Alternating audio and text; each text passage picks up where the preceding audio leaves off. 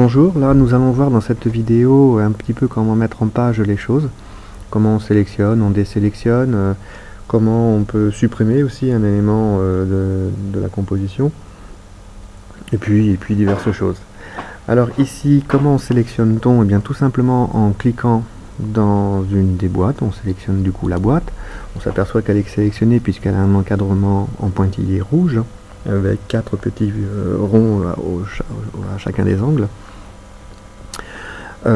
On pourrait, pour désélectionner, eh bien, il suffit de cliquer dans la partie quelque part, dans la partie blanche, qui désélectionne l'objet. On peut sélectionner plusieurs objets en cliquant sur chacun d'entre eux. Donc là, par exemple, voilà, je sélectionne ces trois objets-là. Et puis je me suis trompé, mince, je voulais pas sélectionner celui qui est ici, et bien je reclique dedans, ça le désélectionne, sans bien sûr désélectionner les autres. Et puis si je veux annuler la sélection de tout, et bien voilà, je reclique dans la partie blanche de ma page. Je pourrais très bien aussi faire une sélection non pas par des clics successifs sur les boîtes, et bien tout simplement en déplaçant un espèce de curseur avec la souris. Voilà, j'ai le bouton gauche de la souris enfoncé et je déplace la souris. Ce curseur va s'agrandir d'autant. Et à chaque fois que un objet est dans le curseur, enfin dès que le curseur touche un des objets, eh bien il sera sélectionné. Par exemple, si je fais ça, eh bien je vais sélectionner d'un coup les 3 objets. Si je prends par exemple les objets du bas, pareil, je pourrais très bien sélectionner l'ensemble des 3 boîtes qui sont en bas. Alors bien sûr, ça en a sélectionné aussi tout ce qui est à l'intérieur, hein, les boîtes imbriquées, tout ça, elles sont sélectionnées aussi. Ça, c'est pour la sélection. Imaginez que vous souhaitiez créer une question qui ressemble à celle-ci, en tout cas dans sa structure. Alors je vais sélectionner les 3, et puis je vais faire un CTRL-C au clavier, CTRL-C. J'ai sélectionné les 3 boîtes, je vais les pousser, voilà, je vais les mettre sur le côté ici, et je vais faire cette fois-ci un CTRL-V, ça va coller strictement la même chose au même endroit. Voilà. Donc après, libre à moi de changer le texte, quelle est l'unité de la puissance, quelle est l'unité de l'énergie par exemple. Voilà. Ok. Donc voilà, j'ai donc, mais donc bien sûr il va falloir que je change aussi le contenu comment dire, du commentaire pour retirer des boîtes. Voilà, je me suis trompé, je me dis finalement non, je n'aurai pas ces 3 questions là. Eh bien il y a 2 possibilités, soit je les sélectionne toutes et je fais un CTRL X, ça pour conséquence de couper, ou alors tout simplement je sélectionne la boîte, j'appuie sur la touche CTRL du clavier et je clique de nouveau dans la boîte qui vient d'être sélectionnée, ça la supprime. Il n'y a aucun moyen de revenir en arrière. Pareil, je sélectionne cette boîte là, je CTRL plus clic, ça la supprime, je sélectionne la boîte, CTRL et le clic dedans, ça supprime aussi la boîte. Donc voilà comment on peut supprimer, coller des boîtes. Maintenant, comment on va gérer la disposition sur la page. Alors, je vais, cette boîte-là, je la sélectionne. Quand je suis à l'intérieur de la boîte, mon curseur change, il m'indique que c'est déplaçable.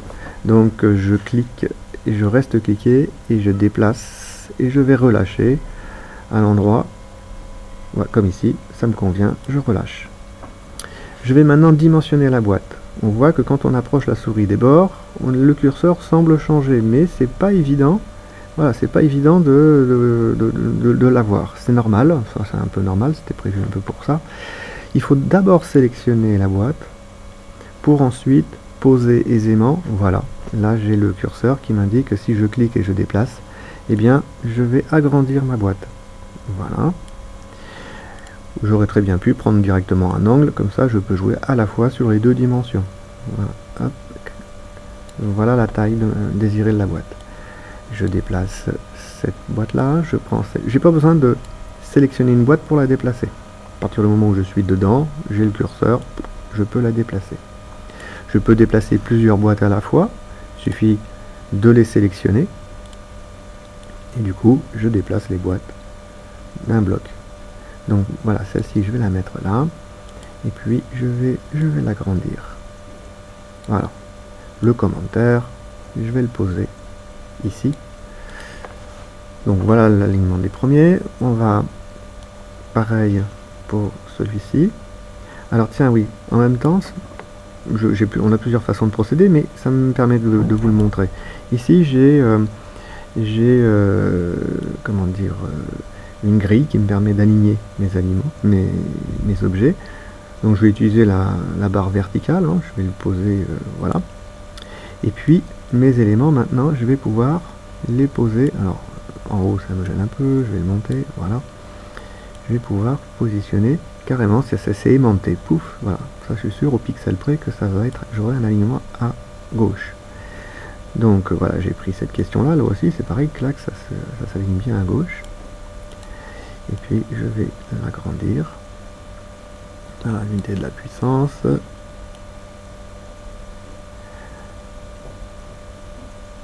Non, ça c'est la définition de la puissance. Voilà. Et puis je vais agrandir pour que l'élève ait suffisamment de place pour y écrire la définition. Et puis ici, ça va être, voilà, ça va être le commentaire. Cette question-là, ben, je pense que j'ai la place, c'est juste, mais bon, j'ai la place pour la mettre ici. Et puis ces éléments-là, je vais bien sûr les emmener, les déplacer, crac, les déplacer par ici. Et je vais resélectionner. Donc là par contre, il ne faut pas que je sélectionne les boîtes intérieures. Hop, et hop, voilà. Et je vais les aligner. Je vais les aligner, tenter de les aligner à gauche. Avoir le même alignement à gauche. Donc je vais utiliser cet outil ici, alignement à gauche. Et je vais en profiter aussi pour gérer l'espace entre chaque boîte. Voilà. Donc là, on a un alignement qui est... Zut, j'ai oublié de désélectionner, donc je replace ça correctement. Voilà. Et voilà. Maintenant l'image, où vais-je mettre l'image? Elle est plus là pour décorer qu'autre chose. Elle est un peu grande, elle me prend trop de place. Voilà. Et là, j'ai l'image correcte. Ça va donner quoi? Vue élève. Voilà, ça donne ce genre de positionnement là. Je reviens en mode ébauche. Voilà. Je masque les repères. Et puis maintenant, je vais vous parler aussi du dimensionnement des boîtes. Vous voyez, par exemple ici, je vais sélectionner donc les 3 boîtes. Voilà. Et je vais, si je touche aux dimensions d'une boîte, ça va bien sûr cloner la dimension des autres boîtes. Donc comme ça, vous pouvez très rapidement dimensionner un ensemble de boîtes. Voilà. Toujours dans la mise en page, dans les éléments décoratifs plutôt de la page. Je vais faire l'exemple par exemple sur ici cette image. Si je sélectionne cette image, j'aurais très bien pu prendre autre chose que l'image. Dans la partie ébauche, dans l'onglet ébauche, j'ai mise en forme. Je peux donc agrémenter mon image d'une présentation, enfin pas différente, mais on va l'enrichir. Par exemple, on va y mettre une bordure de 1 pixel tout autour, d'un style plein. Donc là, du coup, avec une bordure noire, c'est un peu dur, je trouve. Donc on va mettre plutôt un gris. Voilà. On a plutôt un gris. Quand on regarde ce que ça donne, eh bien, vue élève, voilà, on a un encadrement autour de l'image. On va aller plus loin que ça. Je resélectionne mon image. Et on va y mettre maintenant un coin arrondi. Voilà. Vue élève, ça donne ce genre de choses. Et puis, toujours dans ébauche, on va maintenant mettre une ombre portée. Une ombre portée sur cette image. Et voilà. On pourrait tourner là l'image. On pourrait, ah oui, ça aussi, ça peut être intéressant. Je vais vous montrer un exemple. si je choisis masquer le débordement, lorsque je vais agrandir ma boîte, eh bien, ce qui en sort ne sera pas affiché. Donc voilà, là je donne l'illusion que j'ai trouvé juste une plaque, voilà, comme ça, une plaque de type encastrable, mais en fait la réalité c'est pas, ça l'est pas du tout. Je reviens en mode, je sélectionne mon image, mise en forme. Si je choisis maintenant d'afficher, bah, ça affiche le contenu qui en sort de la boîte. Voilà. Bah, finalement je vais laisser le côté masqué. Et puis bien sûr bah, je peux tourner, voilà, je peux tourner mon élément comme on veut. Alors hop, on va mettre donc, je remets mon image du coup ici, et ça va donner ceci, côté élève. Voilà. Alors là il y a un fond qui est gris, bon on va masquer ça, dans la partie ébauche, je sélectionne le texte, mise en forme, couleur de fond, et puis complètement transparent, donc pas de couleur du tout. Et voilà. Complètement transparent du coup. Ah oui, autre chose, si je mets mon image à l'intérieur, mon image est sur le texte, c'est pas tout à fait ce que je recherche, j'aurais plutôt le texte par-dessus. Donc là on va jouer avec placer au-dessus ou placer au-dessous. Donc je sélectionne soit le texte ou l'image, hein, peu importe, par exemple pourquoi pas le texte, et puis je vais le placer au-dessus d'un cran, c'est pas suffisant, et je vais cliquer autant de fois que nécessaire pour avoir au final le texte sur l'image. Ça devrait venir. Ça vient pas. Prenons l'exemple de l'image, alors on va la descendre peut-être.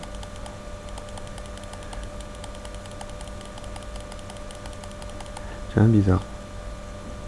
Pourquoi ça ne le fait pas? Ah si. Et pas quand elle est complètement dessus. Ah, c'est bizarre. Ah oui, ça y est, j'ai compris pourquoi. Parce que je l'insère là, ici, dans la boîte.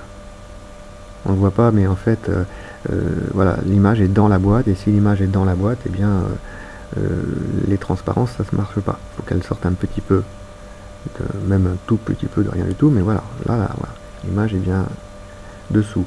Ou alors, ce qu'on peut faire aussi, voilà, c'est placer ensuite le texte par-dessus. Donc voilà, peut-être d'abord placer l'image là où on veut et remettre le texte par-dessus. Voilà. Alors pour atténuer un petit peu l'image, ce qu'on pourrait faire, c'est sélectionner le texte et puis dans la mise en forme, c'est-à-dire dans la couleur de fond, on va mettre un fond efficacement transparent mais une couleur blanche. Mais on va augmenter, voilà, on va augmenter l'aspect, ce qui va masquer finalement ce qui est sous le texte, c'est-à-dire l'image. Je trouve que ça n'est pas assez masqué, on voit encore trop la plaque. Et puis voilà. Là on voit beaucoup moins la plaque. Voilà. Bon bref, on peut faire ce qu'on veut, et c'est pas. Donc voilà, je pense avoir fait le tour de la question. On a bien montré comment on sélectionne les divers éléments. La sélection multiple, qui peut être intéressant quand on veut déplacer, dimensionner, ou même supprimer. On a vu la suppression, grâce à la touche CTRL. En recliquant dans la boîte sélectionnée, ça va la supprimer, mais attention, aucun moyen de revenir en arrière. On peut aussi supprimer en faisant CTRL X. L'avantage, c'est en faisant ce CTRL X, c'est qu'on ne perd pas les données. Si on se dit mince, dommage, j'aurais bien voulu finalement le conserver, eh bien il suffit de refaire un CTRL V pour coller. Et on retrouve, par exemple, voilà, je prends ces deux éléments là, je fais un CTRL X, puis vous vous dites, ah ben mince, en fait j'aurais bien, non c'est quand même mieux si ça y reste, donc je fais un CTRL V, et je retrouve, voilà. Par contre, au prochain CTRL C ou au prochain CTRL X, les données seront définitivement perdues, puisqu'elles seront remplacées par une nouvelle copie. Alors voilà. Donc maintenant, voilà ce que ça donne côté élève. Normal qu'on ne voit pas les commentaires. Ceux-ci n'apparaîtront que lorsqu'on fera la correction. Donc voilà, pour s'en assurer d'ailleurs, ce qu'on peut faire, c'est dans la partie correction, en allant ici, et bien indiquer les commentaires liés à la correction. Comme ça, on verra, clac, voilà. Si je reviens dans suivi, l'élève ne voit pas, je fais corriger. Ah oui, mais la correction n'est pas finie. Bah zut. La correction n'est pas finie puisqu'il faut faire des choses ici. Bon, et bien voilà, j'espère avoir répondu en tout cas à la problématique qui est posée. Et bien, une prochaine vidéo peut-être. Au revoir.